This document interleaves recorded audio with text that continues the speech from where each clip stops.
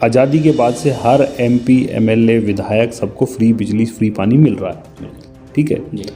तो जिन सुविधाओं पे एक एमपी एमएलए का हक है, क्या उस पे जनता का हक होना चाहिए कि नहीं होना चाहिए? क्योंकि नीयत नहीं है। नीयत ये है कि हम अपने लिए तो सुख सुविधाएं लें, मंत्री तो लें, एमएलए तो लें, वो तो ठीक है, लेकिन जैसे ही जनता को सुख सुविधा देने की बात आती है तब पैसा का रोना रोया जाता है। अभी क्या होता है कि आदमी बीमार पड़ता है, उसको पहले जिला अस्पताल लाते हैं, वहाँ से वो रेफ़र कर देते हैं, कहते हैं जी हल्द्वानी ले जाओ। हल्द्वानी पहुँचता है तो हल्द्वानी से कहते हैं जी यहाँ से रेफ़र कराओ, दिल्ली ले जाओ। तो अल्टीमेटली इलाज दिल्ली में होता है उसका। क्या होता है कि कांग्रेस आती है, वो कहती है भाजपा ने नहीं किया इसलिए हमें वोट दे दीजिए। फिर भाजपा आती है, वो कहती है जी कांग्रेस ने नहीं किया इसलिए वोट दे दीजिए। तो दोनों एक दूसरे को केवल कोस के वोट ले रहे हैं और फिर उसके बाद क्या कर रहे हैं पता नहीं। तो इस बार सारा कुछ छोड़ के आम आदमी पार्टी को वोट कीजिए। निश्चित तौर पे हमें कह सकते हैं कि आपके जीवन में बदलाव आएगा। आपके बच्चों के भविष्य के लिए जो हम काम करना चाहते हैं, शिक्षा पे, स्वास्थ्य पे जो काम करना चाहते हैं, उसका मौका दीजिए। और मुझे लगता है ये मौके बार बार नहीं आते। एक मौका दे के देखिए, आम आदमी पार्टी आपके जीवन में बदलाव लेके आएगी। नमस्कार, मैं हूं प्रदीप सेक्रियाल और आप देख रहे हैं न्यूज़ पीटीएस टीवी। आज हमारे साथ खास बातचीत के लिए मौजूद हैं दिल्ली सरकार में इस वक्त एमएलए हैं और वर्तमान में उत्तराखंड में आम आदमी पार्टी के प्रभारी हैं। तो हमारे बीच मौजूद हैं दिनेश मोहनिया जी। सबसे पहले आपका बहुत बहुत स्वागत है न्यूज़ पीटीएस टीवी के इस खास कार्यक्रम पे। धन्यवाद, बहुत बहुत धन्यवाद। हम आपसे ये जानना चाहते हैं कि इस वक्त उत्तराखंड में आपके किस तरह से आगामी 2022 के चुनाव को लेकर के तैयारियां चल रही हैं, सबसे पहले इसके बारे में बताइए। देखिए, तैयारियों के विषय में हमारा बूथ पे काम भी चल रहा है, साथ ही साथ लगातार माननीय मुख्यमंत्री जी के दौरे भी हो रहे हैं, उप मुख्यमंत्री जी भी आ रहे हैं, मैं भी लगातार प्रदेश के सभी एरियाज़ में जा रहा हूँ। हमारा ये मानना है कि अभी तक उत्तराखंड की राजनीति में जो विकल्पहीनता की स्थिति थी और एक पार्टी से नाराज़ होकर दूसरी पार्टी और फिर दूसरी पार्टी से नाराज़ होकर फिर पहली बार पार्टी, इस तरीके से पिछले 21 सालों में एक बार भाजपा, एक बार कांग्रेस, एक बार भाजपा हम देख रहे हैं। लोगों के पास विकल्प ही नहीं था कि वोट किसको दें, लेकिन पहली बार उत्तराखंड की राजनीति में आम आदमी पार्टी ने एक अच्छे विकल्प के रूप में दस्तक दी है और लोगों का इसलिए प्यार और आशीर्वाद भी बहुत मिल रहा है। और लोग चाहते हैं कि इस प्रदेश में भी जिस तरीके के काम दिल्ली में हुए हैं, चाहे वो शिक्षा पे, स्वास्थ्य पे, बिजली पे, पानी पे, उसी तरीके के काम उत्तराखंड में भी होने चाहिए। इसी को लेके लोग अब आम आदमी पार्टी के साथ आ रहे हैं, आम आदमी पार्टी को समर्थन कर रहे हैं। मुझे लगता है कि 2022 के चुनावों में जो रिजल्ट्स हैं वो काफ़ी अप्रत्याशित होंगे लोगों के लिए। आपके द्वारा क्या अन्य जो छोटे छोटे दल यहाँ पर हैं उनके साथ कोई मतलब गठबंधन आपकी तरफ से किया जाएगा या आपने इसके बारे में सोचा है? नहीं, देखिए, गठबंधन की स्थिति कोई दल यहाँ पर अभी है नहीं और मतलब ऐसा दल नहीं जिसके साथ गठबंधन के बारे में बात की जाए। लेकिन आम आदमी पार्टी ने हमेशा से ही ये बोला है कि 70 की 70 विधानसभाओं पे हम चुनाव लड़ने जा रहे हैं और लगभग 35 हम अपने प्रभारी भी घोषित कर चुके हैं और लगातार हम प्रभारी घोषित कर रहे हैं। और हमारा ये मानना है कि लोग, जो जनता है, वो अन्य पार्टियों से परेशान होकर ही आम आदमी पार्टी की तरफ देख रही है। इसी वजह से हम ये चाहते हैं कि जिस तरह की काम की राजनीति दिल्ली में हो रही है वैसी राजनीति यहाँ पर भी हो। ट्रेडिशनल पॉलिटिक्स अभी तक उत्तराखंड के लोग बहुत देख चुके हैं, अब उससे उकताकर ही वो आम आदमी पार्टी की तरफ देख रहे हैं। जिस तरह से दिल्ली में आपके द्वारा बिजली और पानी फ्री दिया गया है और आपके द्वारा उत्तराखंड में भी घोषणा की गई है कि बिजली और पानी फ्री दिया जाएगा, उत्तराखंड की जनता आपसे ये जानना चाहती है कि उत्तराखंड में आपके द्वारा की गई घोषणाओं को आप धरातल पर कैसे उतारेंगे? क्योंकि उत्तराखंड में जिस तरह से सरकार हमेशा बोलती रही है कि उत्तराखंड सरकार के पास उतना बजट नहीं है, तो ये कैसे संभव होगा, आप इसके बारे में बताइए। देखिए, हमारा ये मानना है कि किसी भी सरकार के पास पैसे की कोई कमी नहीं है। दो विषय हैं इसमें। एक तो ये कि आज़ादी के बाद से हर एमपी एमएलए विधायक सबको फ्री बिजली फ्री पानी मिल रहा है, ठीक है। तो जिन सुविधाओं पे एक एमपी एमएलए का हक है, क्या उस पे जनता का हक होना चाहिए कि नहीं होना चाहिए? पहली बात तो ये। दूसरा विषय ये है कि आप कह रहे हैं कि कैसे होगा। आपने कभी सुना है कि किसी मंत्री के लिए जहाज खरीदना हुआ पैसे कम पड़े? कभी आपने सुना है कि किसी विधायक के लिए हेलीकॉप्टर खरीदना था उसके पैसे कम पड़े? कभी नहीं पड़ते। क्यों? क्योंकि नीयत नहीं है। नीयत ये है कि हम अपने लिए तो सुख सुविधाएं लें, मंत्री तो लें, एमएलए तो लें, वो तो ठीक है, लेकिन जैसे ही जनता को सुख सुविधा देने की बात आती है तब पैसा का रोना रोया जाता है। अभी एक टीवी डिबेट पे आपके मुन्ना सिंह चौहान जी बैठे थे, मैं कह रहे जी बिजली फ्री नहीं होनी चाहिए। तो मैंने उनसे पूछा, मैंने कहा जी आप बताइए कि आप फ्री बिजली लेते हैं? कहते हाँ जी मैं तो लेता हूँ। तो मतलब बेशर्मी की हद है कि आप खुद तो वो सुविधाएं ले रहे हैं, लेकिन जनता को जब सुविधा मिलने की बात आती है तब उसका विरोध करते हैं आप। तो अगर जिस पार्टी को विरोध करना है वो खुल के विरोध करे, और भारतीय जनता पार्टी को चुनौती है कि पहले अपने विधायकों से फ्री बिजली छोड़वाए, फिर उसके बाद बात करें।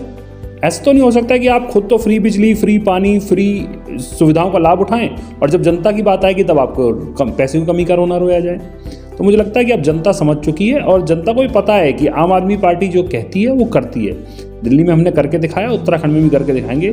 300 यूनिट बिजली हर घर को हम फ्री देने वाले हैं। अभी जिस जनपद में बैठे हैं, अभी यहाँ की स्वास्थ्य सुविधाएं बहुत खराब हैं, लचर हैं। सबसे जो मूल समस्या अभी यहाँ की है वो है स्वास्थ्य की समस्या।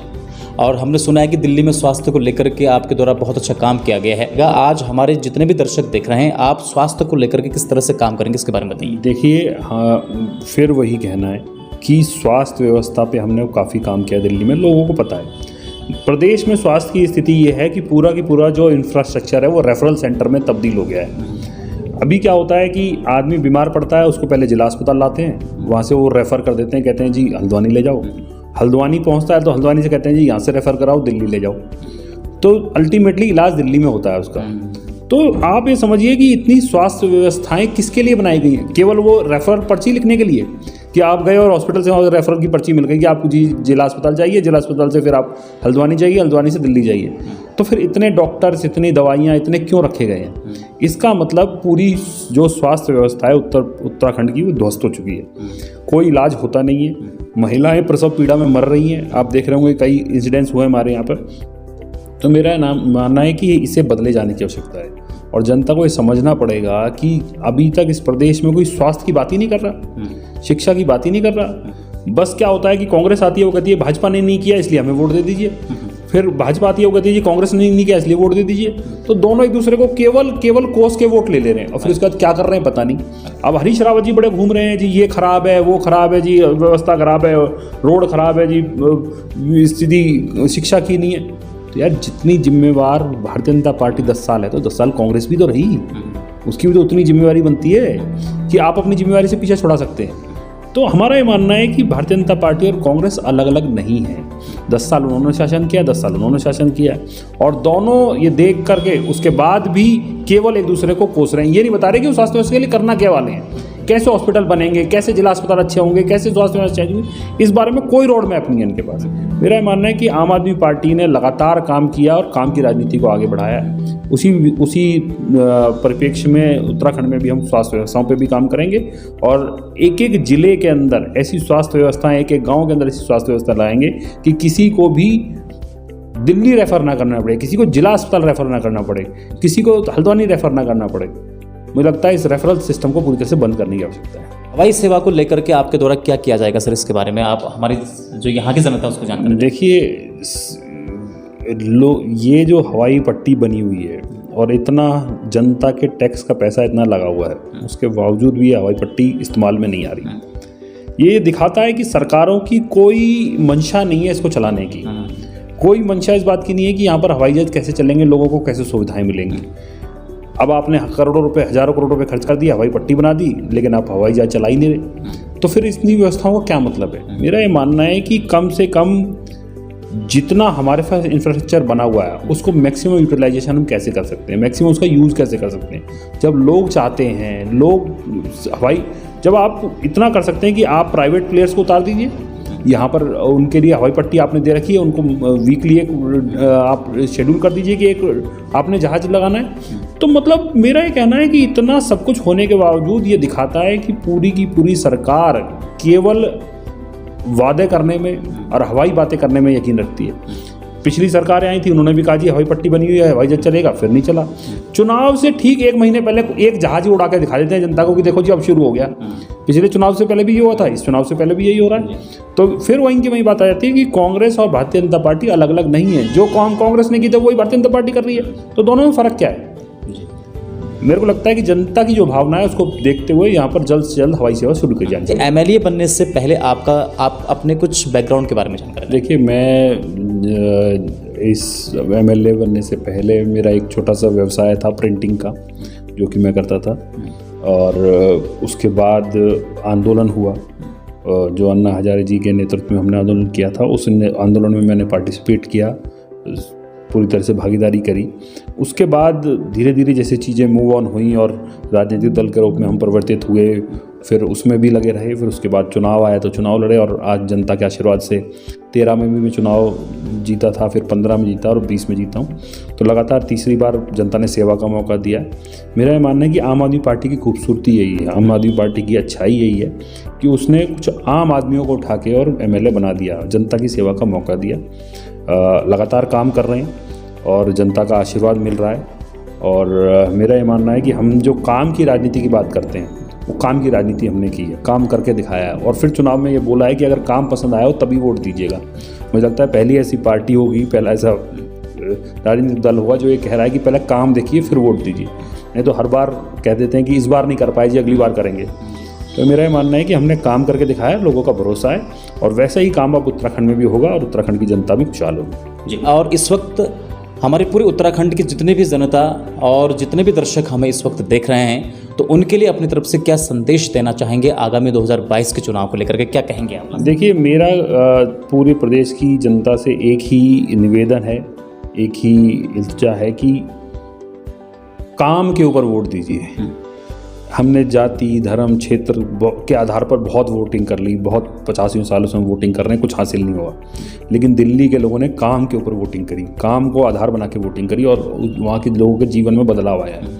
तो अगर आपको लगता है कि आपके जीवन में बदलाव आना चाहिए, कुछ खुशहाली आनी चाहिए, तो इस बार सारा कुछ छोड़ के आम आदमी पार्टी को वोट कीजिए। निश्चित तौर पे मैं कह सकते हैं कि आपके जीवन में बदलाव आएगा। आपके बच्चों के भविष्य के लिए जो हम काम करना चाहते हैं, शिक्षा पे, स्वास्थ्य पे जो काम करना चाहते हैं, उसका मौका दीजिए। और मुझे लगता है ये मौके बार बार नहीं आते। एक मौका दे के देखिए, आम आदमी पार्टी आपके जीवन में बदलाव लेके आएगी। खबरों में बने रहने के लिए न्यूज़ PTS TV को सब्सक्राइब करें और बेल आइकन दबाएं, और साथ ही फेसबुक पर न्यूज़ PTS TV पेज को लाइक या फॉलो करें।